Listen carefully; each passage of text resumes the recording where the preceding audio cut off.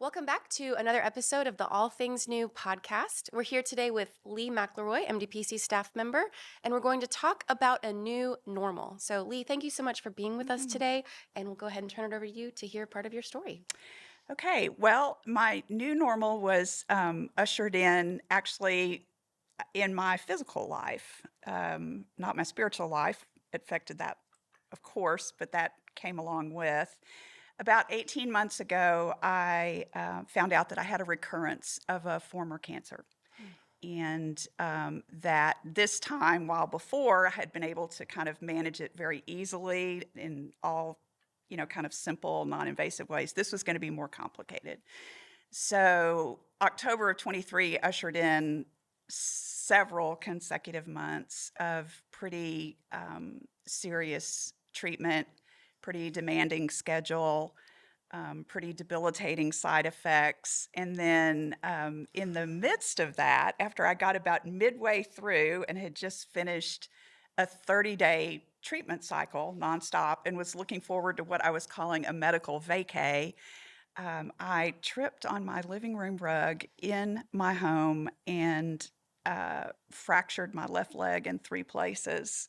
One of the fractures went into the soft tissue of my ankle.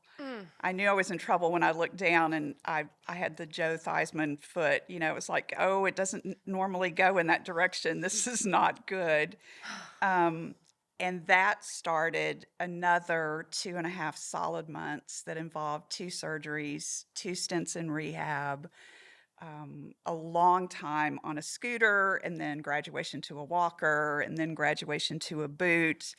So it was several months before I wore 2 shoes Oh my or was goodness. literally on my feet. And then I resumed the treatment cycle that I was vacationing from. So it's been a pretty intense string of consecutive months in terms of how different my physical world has been. I think most of us have never had either of those horrific situations. And you've had two back to back. I'm curious when we were talking about this episode and we decided to call it a new normal, how is any of this normal? Mhm. Tell me how this is a new normal. Yeah, it probably doesn't sound normal at all. It's a new normal in this sense, Kristen, that all the things that were true before I got the updated diagnosis, all the things that were true before I took the fall, all the things that were true before the 4 surgeries and the 2 chemotherapies, all the things that were true before then Hmm. are still true.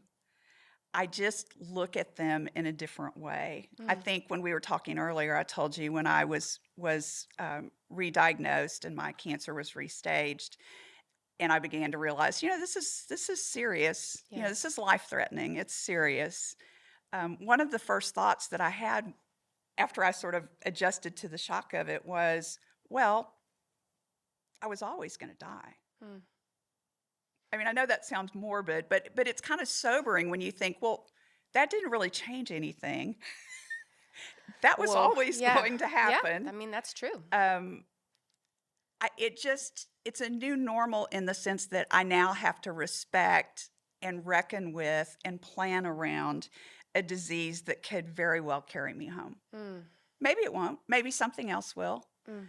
Um, maybe I'll, have a nice long time in this kind of in between space. Maybe I won't.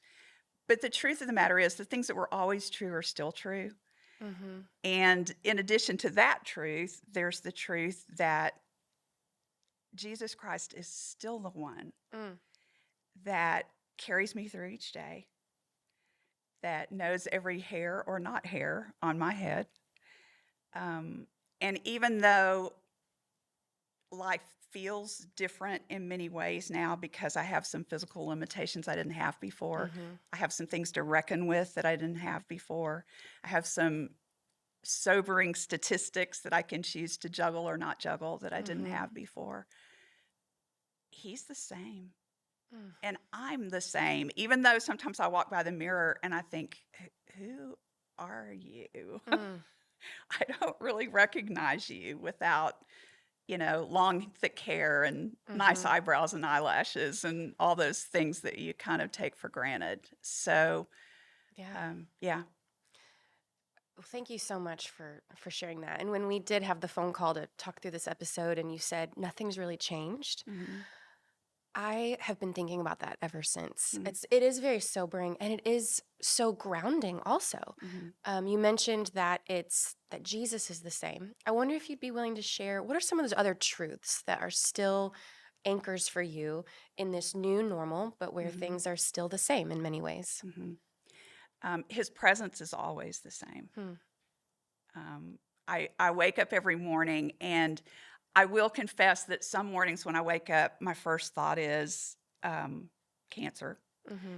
Um, Like that it sort of goes reality comes rushing it back. goes very quickly to, if it's not the first one, it goes very quickly to Jesus is here. Mm. Jesus is with me. And literally, before I touch my feet to the floor, I'm anchoring there. I have to. Yeah. I have to. Um, Work has been the biggest gift to me. I have worked solidly since this whole thing began. Mm. Um, I always had a hybrid schedule, so I was in the office a few days a week. I was working from home a few days a week, and the kind of work that I do, the teaching and the writing that I do, is helpful because it's not like I'm juggling large programming responsibilities. I'm Right. I'm not in charge of Summer Cell. Thank you, Rachel. I'm so glad it's you and not me. Different giftings. The body needs all Yes, kinds. we need it takes all of us, yeah, but the work that I do really kind of lends itself to that sort of flexibility, so that's been an anchor, and that's been something that's been really good for me. Mm. Um, my friendships, my immediate family, my parents are both deceased. I have one sister, but my sister, my nieces, their husbands, their kids, they're definitely a part of my normal. Yeah. Um, And showing up for them, mhm, even if it looks different, I mean, that yeah, is a huge source of purpose and the work that we get to do of human yeah, flourishing here. yeah, Mm-hmm. yeah. Yeah. I think I told you too, my neighbors on either side of me, both young couples with kids, have been just incredibly fantastic. And when I came home from rehab with my leg and I was still on a walker, I think I shared this with you. Every Thursday, which is garbage day We're in Timber neighbors, so Grove, yep. Mm-hmm. yes, is garbage day in Timber Grove. Either Ty on one side or Jeff on the other side, I would hear my garbage can rolling down the driveway in the Mm-hmm. morning. And one of them, without saying a word, without asking, would wheel the garbage can to the curb and then in the afternoon wheel it back. Um, so I shared with someone who was recently diagnosed, who had tons of questions about treatment and about other things. The last thing I said to him was, "You're about to find out how kind people can truly be, Wow. and I'm happy for you." Mm. Um, so just those those kindnesses, just like I described with my two neighbors, those have been anchoring, and God's word has been anchoring always for me, and it still is. Okay, so part of the new normal is not being as able bodied Hmm. as you were accustomed to Yeah, and have enjoyed. Tell us about how God has met you in that or provided for you in that. yeah. Um, I probably have never done dependence very well. Mm. Um, I'm single. I've never married. I've worked since I was 16 years old, worked all the way through college, worked my way through school, started a full time job 2 weeks after college, never not worked, was self employed for 17 years. Wow. I have a very wide and strong independence streak, which has been hammered in the nicest kinds of ways. Is that a So mercy to have that challenged? yes, because I don't know how else it would have happened. Hmm. Um, but I've had things that I have needed that I've had to ask for help for, and I've had other things that where help has just been offered without me asking. Mm, Energy is a huge issue, like mm. low energy levels, fatigue. Never been a napper in my life. And the first time I realized it was like 2 or 3 o'clock in the afternoon, and I was going to have to lay down. I, Yeah. that was my response. It's What's like, happening what? to me? Yeah. No, I don't do this. I Mm, don't nap. Lee mm-hmm. doesn't nap. Yeah. Well, Lee sometimes naps, and people wheel Lee's garbage can up and down the driveway. And sometimes people drop off dinner, and sometimes friends call and say, it's also been, I think, kind of maybe a matter of pride for me that amongst my closest friends and peer group, I'm the one who doesn't have someone help them with housekeeping. Oh, oh, yeah. So, no That's a real housekeeper. flex. Yes. Mm-hmm. Um, and when one of my friends who does have a housekeeper called one day and said, I would love to have this person come over and clean for you if that would be something that would be helpful. Man, I had to, my first thought in my head was, oh my gosh, that would be amazing. Mm. My second thought was, I can't have her do that for me. And my third thought was, I'm going to say yes Despite how this maybe makes me look or feel. or feel, I am going to say yes because I'm yes. imagining what it would be like to have an absolutely whistle clean house and not have expended the energy that it would take to get it from me to get it that way. Yeah.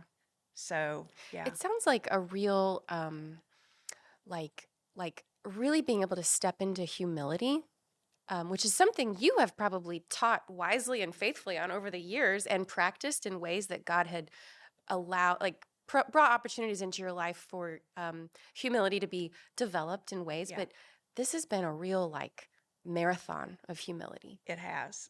And I thought I knew a lot about that, but Mm, not so much. not so I'm learning. much. Yeah. Yeah. Yeah. It feels like a lot of people are gonna hear this or might hear it or pass it along to somebody who has just gotten some tricky medical news where they're maybe not sure what the Mhm. outcome is going to be. I wonder if from the nuggets you've received in truth from God or just through your own experience, if you might have any words of advice or wisdom or just even from your own experience to encourage somebody who's at the beginning of this journey. Yeah. One of the biggest things, and I'm gonna steal from somebody else because when you're a writer, you just learn how to steal from the best people. And this is a book called "Long Obedience in the Same Direction" by Eugene Peterson, Mm. and this is actually a new version of it. My old one was so beat up it died a death of spinal decay. It The fell into best way several for a book to go. for a book to go. It Hmm. fell into several sections and was no longer easy to read. But he talks in here about a Hasidic proverb, um, and this just struck me.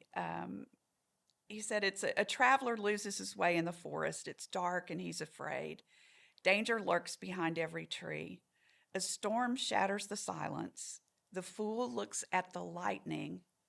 The wise man at the road the lightning has illuminated before him." Mm. And so I think, maybe, Kristen, the first thing I would say is you're going to be so tempted to look at the storm. Mm. You're going to be so tempted to like go to the Googles and try to discover every single bit of information and statistical Mm. probability that you can absorb. But I think for me, the more helpful thing and the more fruitful thing has been, yeah, don't necessarily look the storm in the eye. I'm not talking about avoidance, but I'm saying don't look the storm in the eye and think about how you're going to meet this challenge.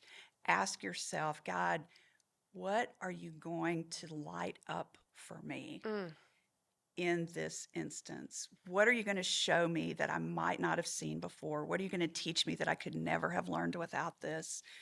How are you going to love me? And how am I going to let you love me through this based on where I am right now? I love that so much. And I hope this doesn't sound presumptuous since I'm in a very different season, but it does occur to me that scripture tells us that God orchestrates all things for God's glory Yeah. and for our good. Yeah. And so in my own life, whenever there have been unexpected sufferings or griefs, like when Alex and I had 2 miscarriages between our second and third child, um, in hindsight, I mean, when I was going through them, I felt depressed and everything was gray and it was not good. But with my spiritual director, with the help of friends, I came to see, and I could cry right now thinking about it. I came to see how merciful it was that I was able to experience a particular kind of suffering that many people suffer. I mean, 1 in 4 pregnancies is lost typically. And I was able to have a compassion for other people who are going through that. And in hindsight, it's changed me. Yeah. You know, I mean, that particular grief journey, we're all going to be on different grief journeys. It changed me. And I find myself thankful for God's sustaining grace and the privilege that I had to kind of walk that road and get on the other side of that. And not that you're ever on the other side of that, Yeah. but yeah. It puts you in a place with others of empathy that you just can't even imagine you could have had before. Yeah.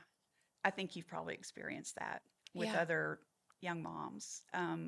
You just, I heard this past week that a friend of mine fell and broke her ankle, Mm. and I cried. Which you know all too well. I cried when I heard it because I thought, oh my gosh, that's a long road. Mm. And I would have been sorry. I would have been concerned. I would have still probably reached out and called, but it hits you in the heart. Mm-hmm. It's not just, that's tough. And it's different when somebody who has been down that road calls and says, I know a little bit about what that's like. When you receive that call, that's different from the sorries and the concerns and the friends who can maybe imagine what you're going through, which is wonderful. And we shouldn't not reach out if we don't not know exactly what it's like. But when somebody says, I've been there, that's really powerful. It Makes you is. feel less alone. It is. And it doesn't just happen with medical issues or the kind of losses that you guys went through. It's also just life experience. I talked to a friend on Sunday whose father is declining and is at the end of his life, and I that was 2022 for me. The entire year was letting go of my dad, and finally, his passing. And I listened to what she was saying about where her dad was, and I just kept nodding my head, yes, yes. It's like you become the nodder, the empathetic nodder, and I'm nodding and I'm saying yes, yes.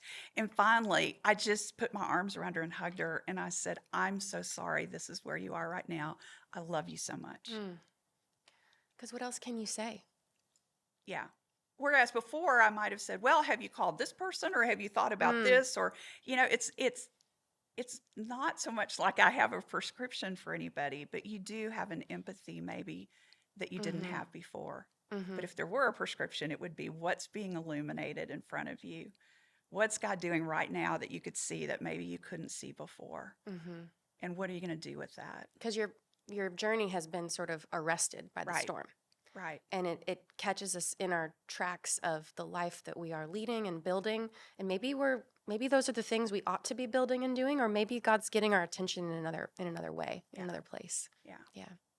So it's been almost 18 months since you started telling us about what happened in October of 2023. And I'm just curious, like, where's your headspace now? You've done all this processing. You've had all of these wise words in your heart and your mind.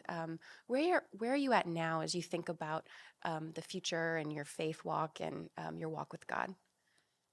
That's a great question.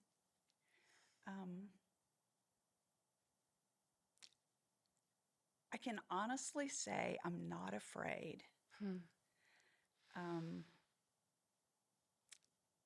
I don't want to be sicker than I have to be. But I'm not afraid to be with Jesus. in Philippians, Paul does this kind of back and forth thing, which I've always sort of admired from a distance. And it made me think he's like a cockroach. You can't kill him. You just can't do it. Because he says, I'm torn. Mm, I would be happy to depart and be with Christ. And yet I have all this good work that I love, and I mm. have so many things that I can see in front of me that could be done for the gospel, for the kingdom. And so he basically says, man, I'm torn. Yes. I couldn't make up my mind. And the first thing I think of, after I read that is, it's a good thing you don't have to, Paul. That's not going to be your choice, Wow. right? Yeah. And so for me too, right? Mm, Um, Gosh, I can say, do I want to see Jesus? Oh, you better believe I do, right? mm. Um, do I want to be in this place with the people that I love, doing the things that I love, waking up in the morning excited about what the day might hold? You bet. Yes, I do. And thank goodness I don't have to decide, Wow, right? Lee. To flip the script and to say it's a win-win, Yeah, yeah, that's really powerful. yeah. Wow.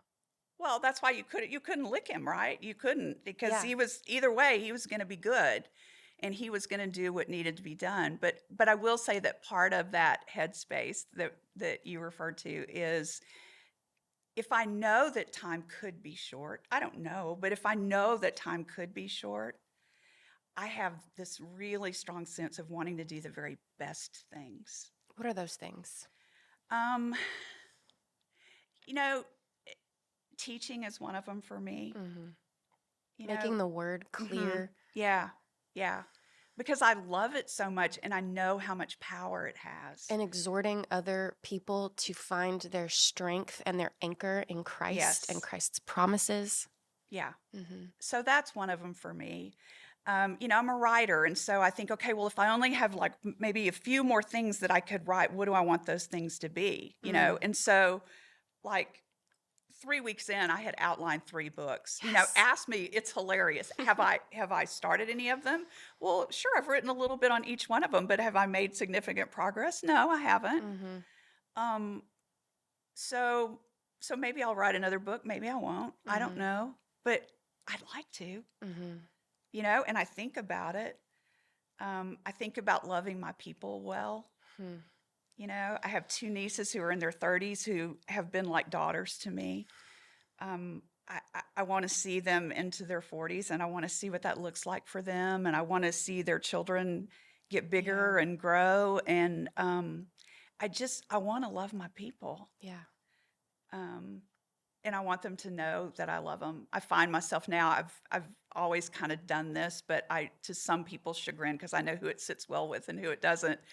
Almost every phone conversation or text or email that I send now, I almost always end with "I love you," Mm.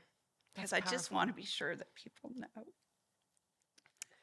So yeah, And you're saying it. You're yeah, making it clear, which can make us feel a little uncomfortable at right, times, but the invitation to actually return that and to say, I love yeah, you too, yeah, to we all feel so alone so many yeah, times, and to hear those words. yeah.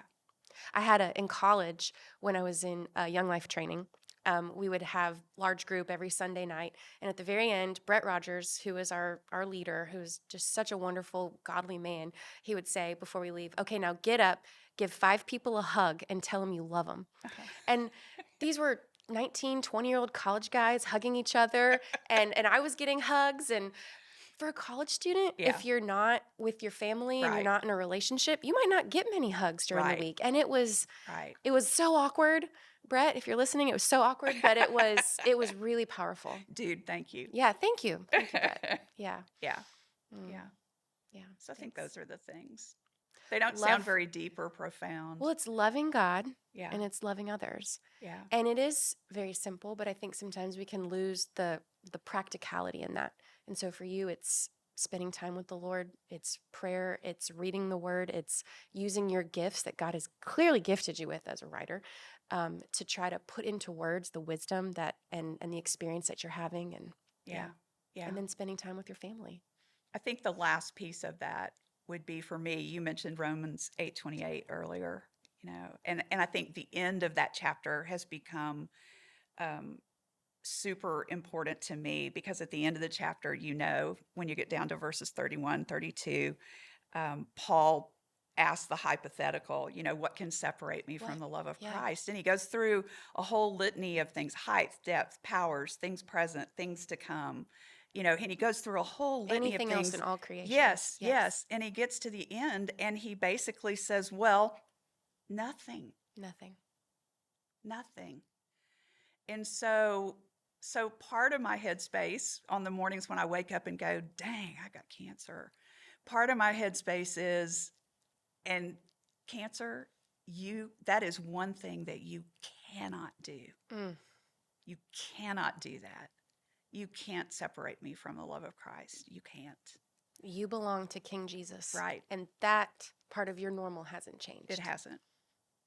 That's Well, a great way to say it. Well, thank you so much, Lee, for sharing part of your story with us. This is, I'm going to be on cloud nine for a while, just processing this, and really appreciate your vulnerability sharing this with us. So thank you. Thanks. And thank you for listening to another episode of the All Things New podcast. Stay tuned, and we've got a few more for you.